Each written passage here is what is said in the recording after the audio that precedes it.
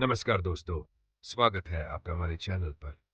आज हम बात करेंगे उस युग पुरुष की जिसे आज भी लोग जानता राजा कहते हैं। धूप अपनी पूरी तपिश के साथ धरती को जला रही थी। आसमान एकदम साफ था, लेकिन हवाओं में कुछ था, कुछ अलग, कुछ गर्व भरा, कुछ विद्रोही। सह्याद्री की ऊंचाई पर जब कोई खड़ा होकर उस बीते युग को महसूस करता है, तो रूह कांप जाती है। उस इतिहास की स्मृति जिसने भारत को उसका सबसे साहसी, सबसे दूरदर्शी और सबसे न्यायप्रिय योद्धा दिया। एक ऐसा राजा जो केवल सिंहासन पर नहीं बैठा, बल्कि हर दिल में राज किया। महाराष्ट्र की पवित्र भूमि पर एक छोटे से गांव में एक बालक ने जन्म लिया।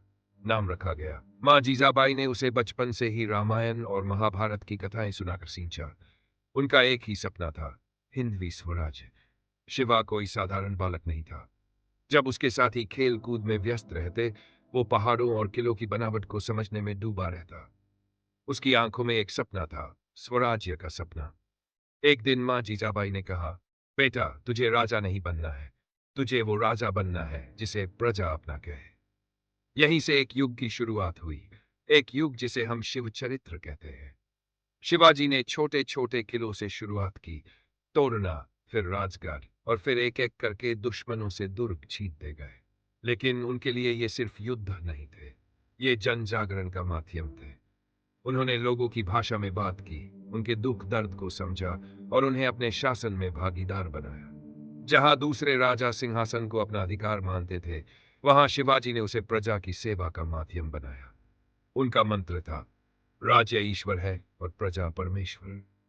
जब दिल्ली का सम्राट औरंगजेब अपनी ताकत से पूरे भारत को निगलने निकला, तो उसके सामने एक अकेला शिवाजी खड़ा था, साहस, चातुर्य और आत्मबल के साथ। जब बीजापुर का अफजल खान धोखे से शिवाजी को मारने आया, तो शिवाजी ने अपनी योजना, आत्मविश्वास और शौर्य से उसे यहीं खत्म कर दिया। उस दिन पहली बार दक्कन की धरती पर गूंज उठा, छत्रपति शिवाजी महाराज की जय। लेकिन शिवाजी केवल तलवार नहीं चलाते थे, वे विचारों से भी लड़ते थे। वो समझते थे कि दिल जीतने से ही स्थायी साम्राज्य बनता है। उन्होंने अपने दरबार में मुस्लिम सैनिकों और अधिकारियों को भी बराबर का सम्मान दिया। मस्जिदों की रक्षा की। जब एक मुस्लिम कन्या को दुश्मन सेना ने पकड़ लिया, तो शिवाजी ने न केवल उसे छुड़ाया, बल्कि पूरे सम्मान के साथ उसे उसके घर भेजा। यही वो सोच थी जो उन्हें जानता राजा बनाती थी। सह्याद्री की गोद में मां भारती के आशीर्वाद के साथ हजारों ब्राह्मणों और जन सामान्य की उपस्थिति में हुआ शिवाजी का राज्याभिषेक। जब वह स्वर्ण सिंहासन पर बैठे, तो उन्होंने कहा, यह सिंहासन में ये प्रजा का है, मैं तो बस उसका सेवक हूं। उनकी ये वाणी सुनकर वहां मौजूद हर आंख भीग गई। पहली बार किसी ने देखा कि कोई राजा सच में जनता के लिए जीता है। शिवाजी ने मां और मातृभूमि को सर्वोपरि रखा। वे न्यायप्रिय थे, बलात्कारियों और गद्दारों को कठोर सजा देते थे। उनका प्रशासन इतना संगठित था कि गांव गांव तक न्याय पहुंचता था। अष्टप्रधान मंडल, जल प्रबंधन और मर्यादित कर नीति, ये उनकी गहरी सोच और कार्यशैली के प्रतीक थे।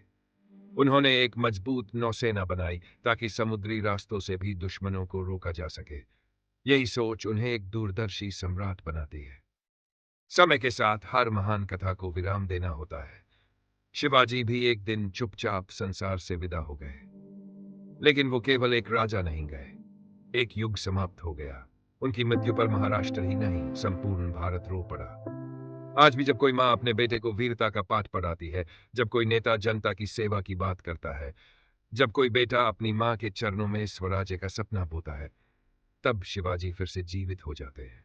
क्योंकि शिवाजी केवल एक नाम नहीं थे, वो एक विचार थे, एक दर्शन थे, वो भारत की आत्मा थे। इसीलिए उन्हें आज भी कहा जाता है, जानता राजा। अगर आपको ये कहानी पसंद आई हो, तो हमारे चैनल को लाइक करें, शेयर करें और सब्सक्राइब जरूर करें। जय भवानी।